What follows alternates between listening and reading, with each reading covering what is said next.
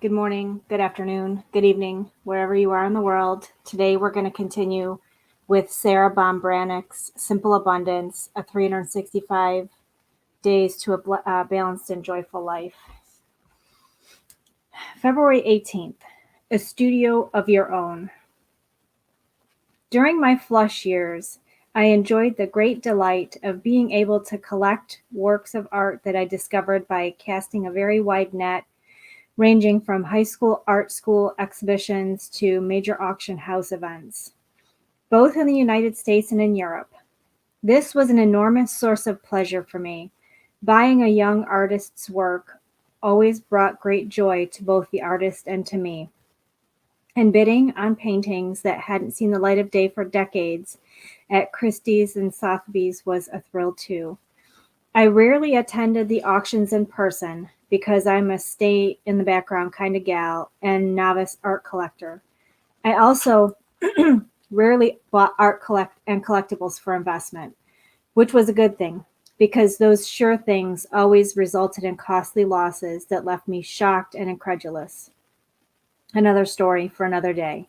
But the things I bought for love and beauty, the art, antiques, and collectibles, have remained with me long after I needed to sell them, imparting in their faded traces valuable lessons and precious memories. One of the paintings I rescued from oblivion was buried in a Sotheby's 1998 catalog for important European paintings.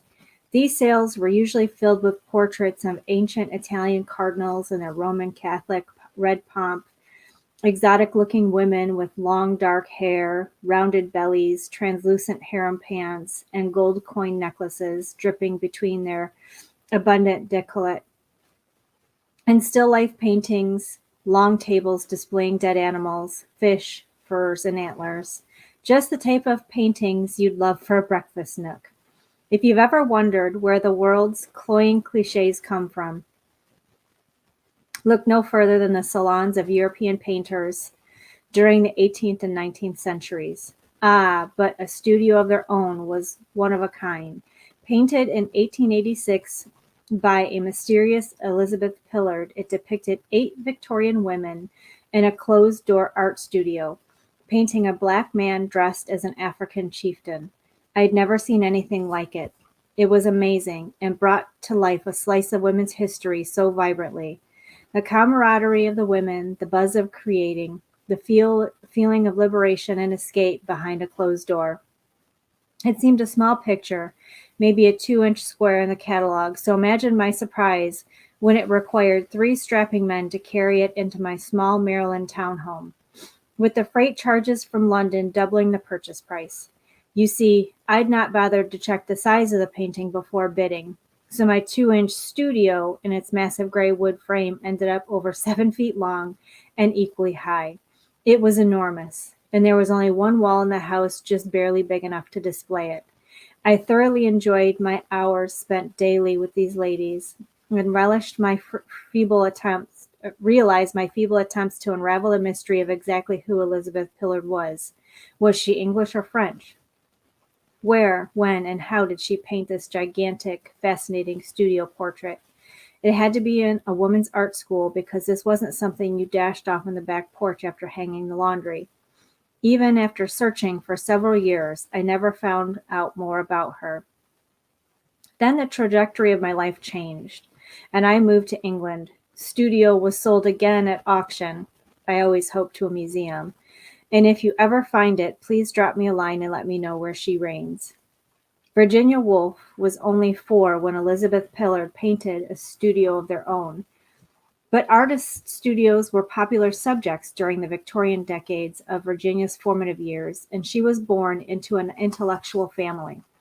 For many years, the influential art magazine, The Studio, first published in London in 1898, which championed the arts and crafts movement and Art Nouveau, carried pages of advertisements for studios for women artists.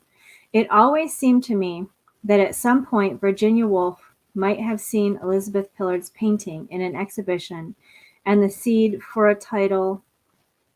a title for her A Room of One's Own essay published in 1929 could have found inspiration in Elizabeth's brush strokes or women artists like her. Since time began, the essential ingredients for women to create seem to be private space and money. And you won't get an argument from me, especially since I was blessed with both for a few years when I lived at Newton's Chapel in Britain. But idyllic conditions come and go in our lives in a spontaneous cycle. Granted, once we obtain entry to paradise, we hardly expect to be evicted.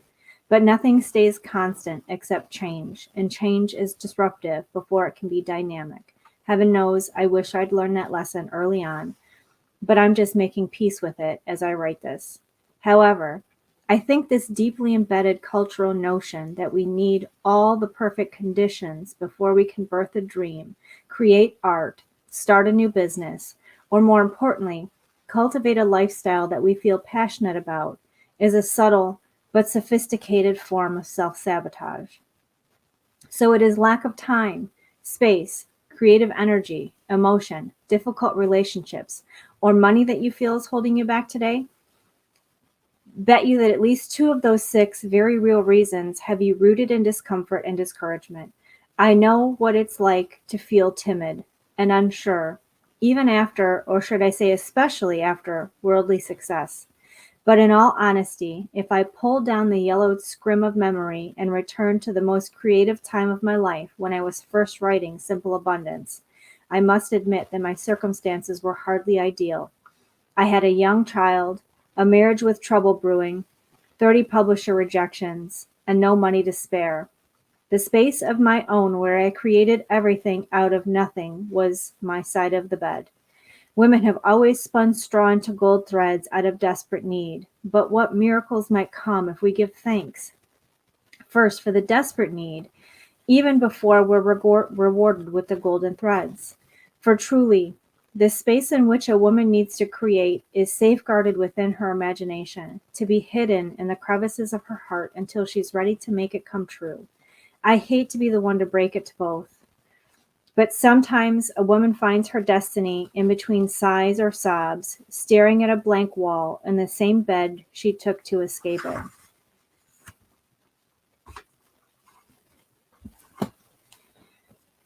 So many times I hear everyone say everything has to be perfect before I can do this. I need this. I need space. I need money. I need supplies.